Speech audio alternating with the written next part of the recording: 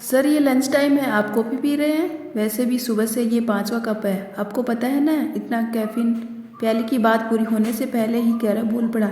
Sorry प्याली, दरअसल मुझे बाहर का खाना सूट नहीं होता और मेरी मैड अक्सर लेट हो जाती है, बस इसलिए। सर आज पड़ोस वाली दीदी आलू के पराठे और गाजर का हलवा दे गई। मैं सुबह ही खा आई। चीट डे हो गया, कटोरी पर हलवा भी दो। तो कल तक की फुर्सत है, सोच रही थी अपना टिफिन किसी को दे दूं, अगर आप माइंड न करें। अरे कौन कमबख्त आलू के पराठे और गाजर के हलवे के डेडली कॉम्बो को मना कर सकता है। तुम्हारी तो मजबूरी है, पर लगता है आज मेरी किस्मत अच्छी है। केरव चहका। किस्मत तो आज मेरी अच्छी है। प्याली मन ही मन मुस्कुराई।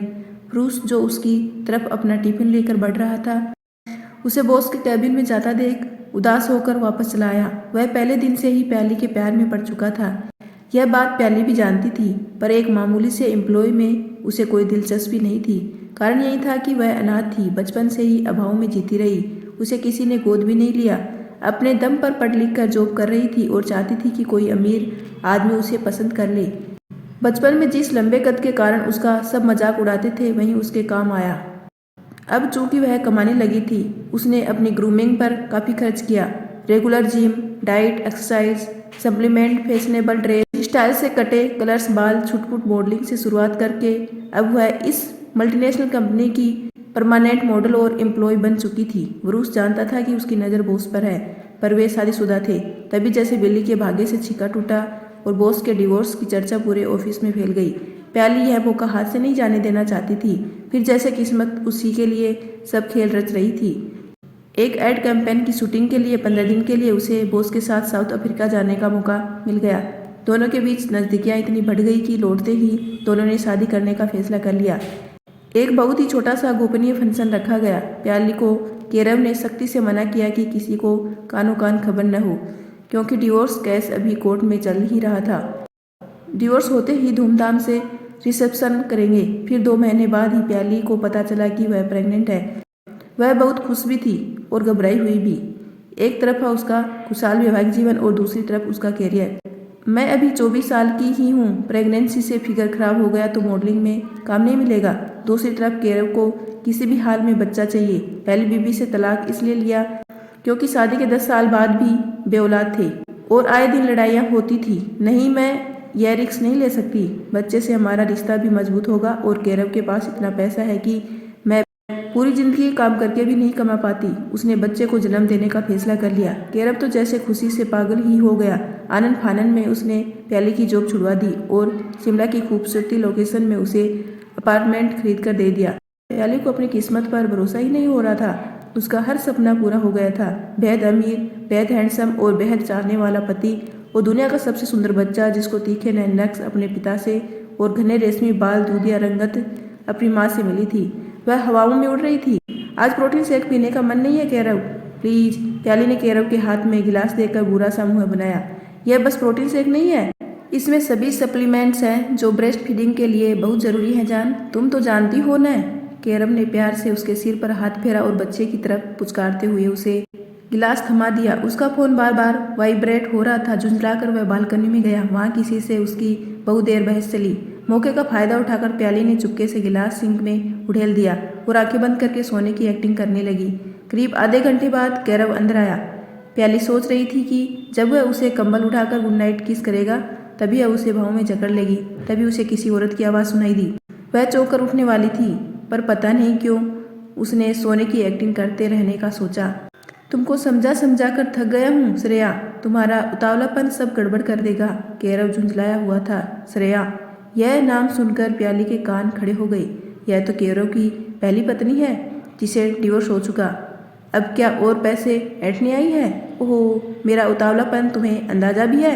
साल भर से अपने पति को किसी दूसरी औरत के साथ रहते देखकर कैसा लगता है? कहीं ऐसा तो नहीं कि मुझसे मन भर गया है और इस नई नवेली कली में ज्यादा रस आ रहा है?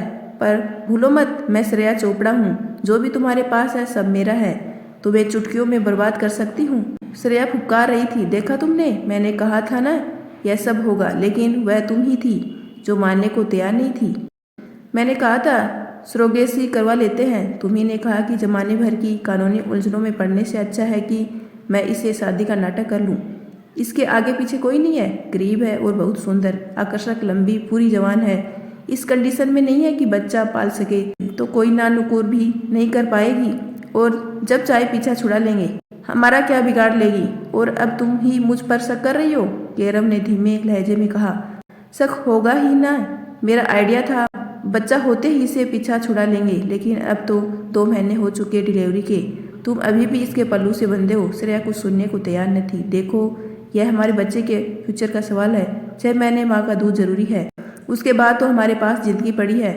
तुम ऐसे बार बार यहाँ चली आती हो, मुझे इसके प्रोटीन शेक में नींद की दवाई मिलाकर देनी पड़ती है। इसका बुरा असर हमारे बच्चे पर भी पड़ेगा।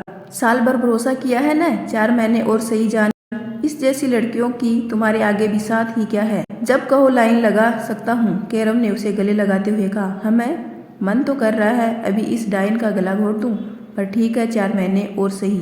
मेरे बेटू को मेरी गोद में दो, इसके बिन रहा नहीं जाता अब। वे दोनों उसके बेटे को लेकर बाहर चले गए और प्याली की चीखें उसके गले में ही घुटकर रह गई। वह एकदम सन्न रह गई। एक पल में उसकी पूरी दुनिया चकनाचूर हो चुकी थी, पर उसे यह समझ आ गया था कि वे दोनों बहुत शातिर, पावरफुल और क्रूर हैं। उसका कोई भी गलत कदम उसकी जान ले सकता है और उसके बेटे को हमेशा के लिए उससे दूर ले जा सकता है।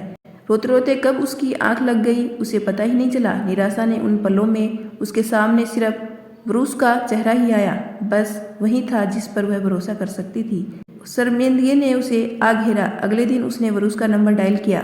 वह तो खुशी से निहाल ही हो गया। बस उसी को प्याली की चिंता थी कि वह बिन बताए कहाँ चली गई है। सारी सूरत हाल जानकर उसे समझ नहीं आ रहा था कि वह क्या कहे। वह चाहता था कि केरव और श्रेया को कानून सजा मिले, पर उनके पैसे और रुतबे की ताकत को वह समझता था। सुनो प्याली, अभी भी बहुत देर नहीं हुई। भगवान की कृपा से समय रहते तुम सावधान हो गई। सबसे पहले तो अपनी जान बचाने की फिक्र करो। घर में हिडन कैमरे लगाओ, साउंड भी रिकॉर्ड करो। जिस अपार्टमेंट में रह रही हो उसके कागज अपने पास रखो। यह तुम्हारे नाम है, तुम्हारे काम आएगा।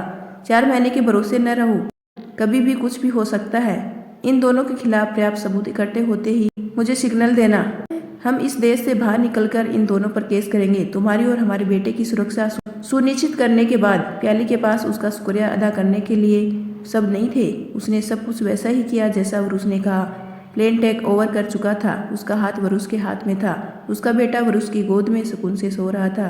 वरुष, हर चमकती चीज सोना नहीं होती, सादगी की भी अपनी खूबसूरती होती है। यह बात मुझे देर से समझ आई, पर फिर भी उतनी देर नहीं हुई। यही सुकून है। प्याली के लिए यही राहत क्या कम थी कि सच्चे प्यार का मतलब समझ आ गया और जान भी बच गई। यदि आपको मेरा छोटा सा प्रयास अच्छा लगा हो तो चैनल को लाइक, शेयर एंड सब्सक्राइब कीजिए। आपका अपना कीमती समय देने के लिए दिल से धन्यवाद।